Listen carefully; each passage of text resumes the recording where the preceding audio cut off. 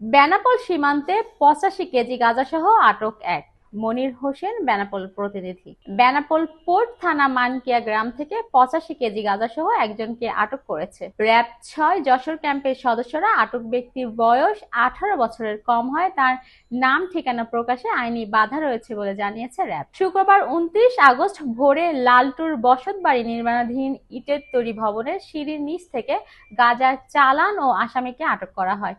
RAB ক্যাম্পের incharge squadron leader Mohammad Rasel জানান, ২৮ August ২০২৫ তারিখে গোপন সংবাদের ভিত্তিতে জানা যায়, যশোর জেলার বেনাপোল পোর্ট থানাধীন ৩ নম্বর বাহাদুরপুর ইউনিয়নের মানকিয়া পূর্বপাড়া এলাকায় জৈনক লালটুর বসত বাড়িতে কয়েকজন ব্যক্তি গাঁজা ক্রয় বিক্রয়ের উদ্দেশ্যে অবস্থান করছে। পরে সেখানে অভিযান চালিয়ে নির্মাণাধীন ভবনের সিঁড়ির নিচ থেকে ৪টি বস্তায় ৮৫ কেজি গাঁজা উদ্ধার করা হয়।